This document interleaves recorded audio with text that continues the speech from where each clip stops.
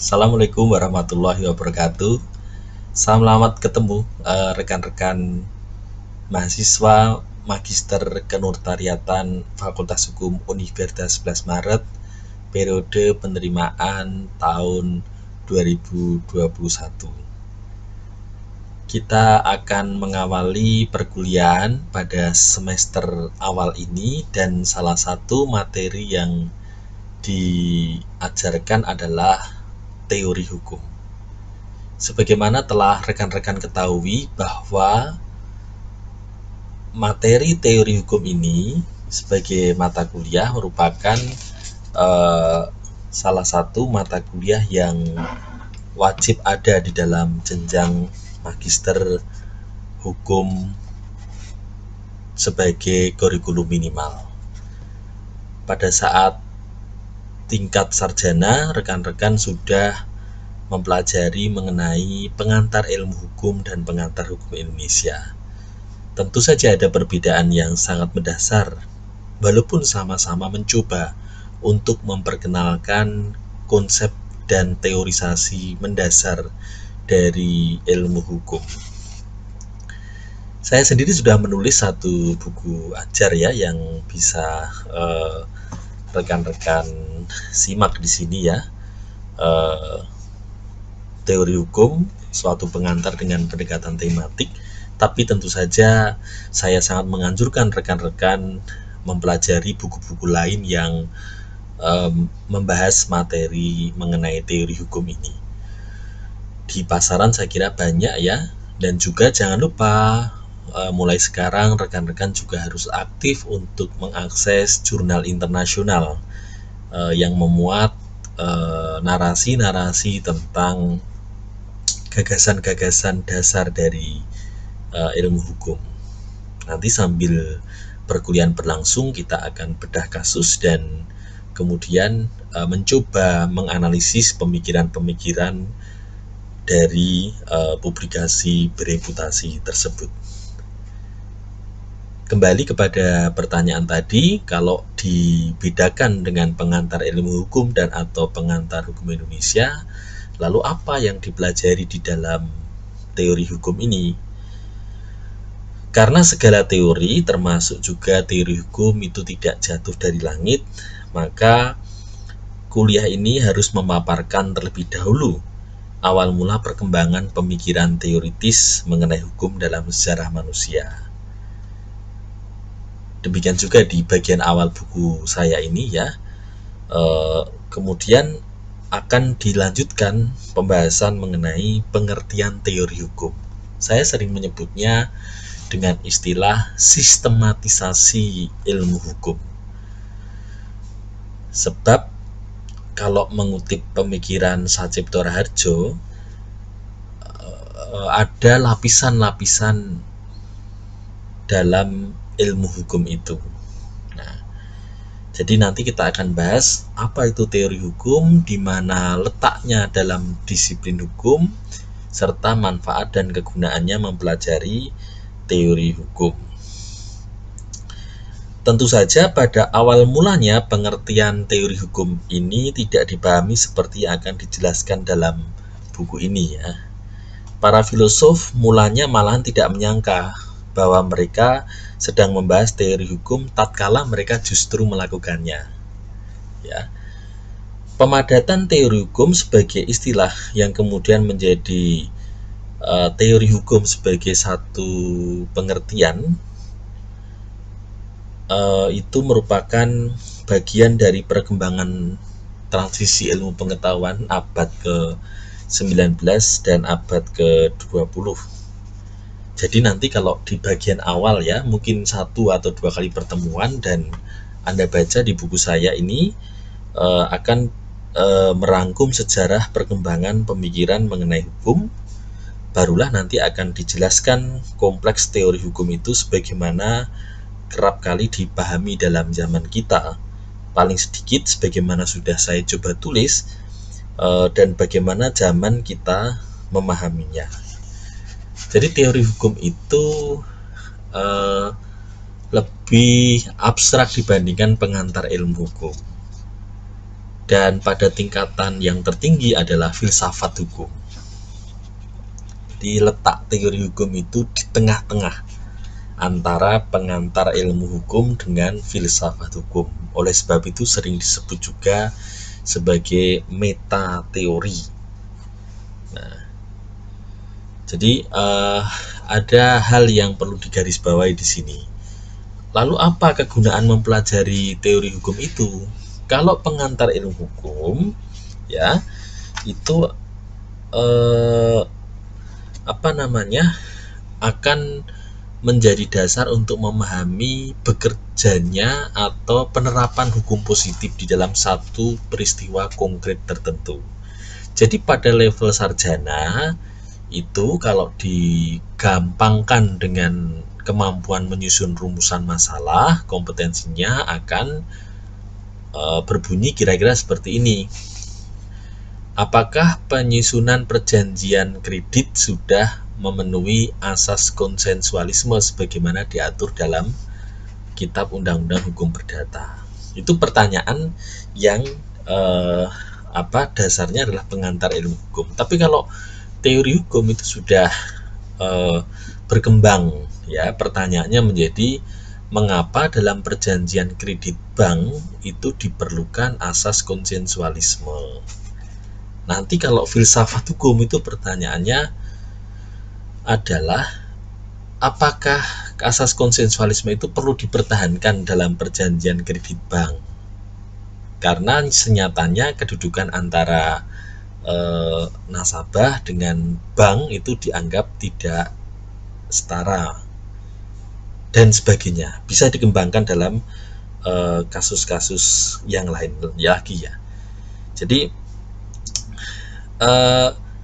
pertanyaan mengenai apa itu teori hukum itu seharusnya dibahas dalam suatu penjelasan mengenai teori hukum yang membedakannya dari satu teori lain yang bukan tentang hukum.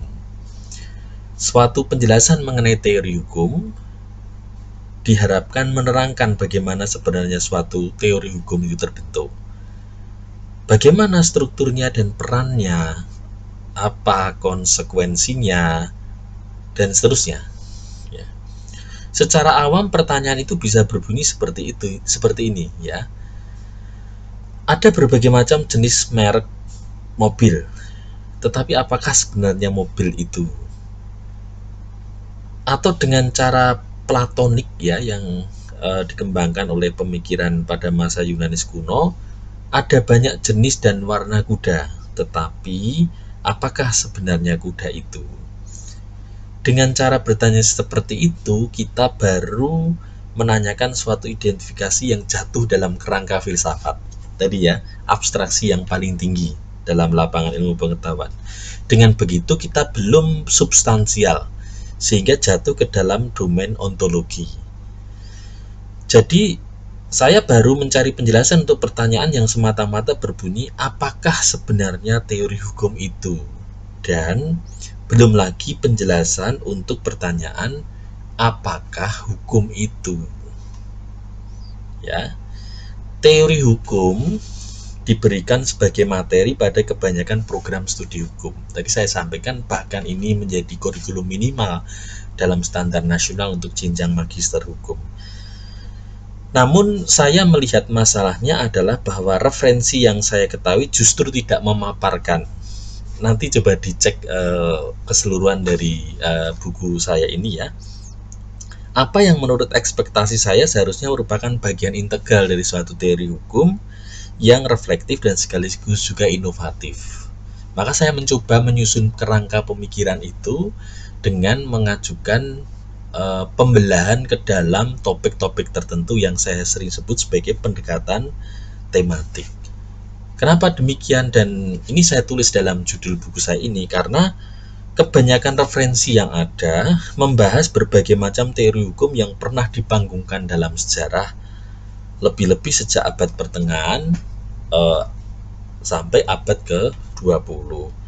Jadi saya kira jauh ya berbagai referensi yang ada itu dari harapan untuk memaparkan teori hukum itu sebagai wacana. Di Fakultas Hukum itu juga mahasiswa kerap kali populer dengan apa yang namanya bukunya Friedman, ya, Wolfgang Friedman, ya, yang judulnya Legal Theory, ya. Jadi kemudian referensi yang ada itu hanya mengambil satu bab saja dari bukunya Friedman itu, ya. Selebihnya memaparkan sejarah pemikiran hukum, seperti juga yang banyak dilakukan dan dipaparkan dalam literatur mengenai sejarah hukum. Saya pernah membaca, dan saya kira rekan-rekan juga harus ya melihat bukunya yang ditulis oleh Maurice Kelly, ya. Dengan rendah hati dia memberikan judul bukunya itu A Short Theory of, saya ulangi ya, A Short History of Western Legal Theory, sebuah pengantar singkat mengenai sejarah pemikiran hukum barat. Kenapa saya sebut terlalu rendah hati? Kalau Anda baca nanti ya, bukunya itu tebal. Walaupun dia ngaku a short theory, tapi dia butuh 500 halaman gitu. Tebal ya, dan saya kira sangat mendalam isinya ya. Membangun satu wacana yang sangat khas. Ya. Jadi kalau saya perhatikan, dan mungkin bisa saja saya nanti terjebak di situ, pemikiran atau paparan mengenai teori hukum itu nanti juga akan sama dengan referensi yang banyak beredar di pasaran atau bisa diakses selama ini. Nantinya pasti diikuti dengan pemikiran-pemikiran hukum dari aspek sejarahnya. Nanti ada aliran-aliran pemikiran hukum begitu. Itu sebetulnya ranah filsafat, karena kan pertanyaan filsafat itu mencari hakikat hukum. Itu yang mestinya dibedakan dengan teori hukum. Tapi saya akui sangat sulit ya, karena kita perlu merefresh lagi intuisi akademik rekan-rekan mengenai apa itu hukum, ya. Jadi tetap walaupun itu saya kritik ya, dalam kebanyakan teori hukum itu mempelajari sejarah pemikiran hukum, tapi saya sendiri tetap akan menyampaikan karena untuk merefresh intuisi akademik tentang hukum itu. Nah, ada satu buku lain menarik ya yang banyak dikutip oleh pemikir-pemikir hukum belakangan ya, seperti misalnya bukunya Bernd Reuters ya. Dia bukan profesor tetapi pernah menjadi hakim agung di Jerman. Buku yang dia tulis bukan hanya merupakan hasil spekulasi teoritis belaka, tetapi juga berpijak pada kenyataan empiris yang sempat dialaminya sebagai hakim. Saya dulu pernah punya guru besar dari Universitas Gadjah Mada, Profesor Sudikno Mertokusumo, yang juga mengajar teori hukum, juga menulis buku pengantar ilmu hukum. Itu banyak uraiannya itu diilustrasikan atau digabungkan dengan pengalaman-pengalaman beliau sebagai hakim. Ini tentu sangat menarik, bagi saya menarik ya.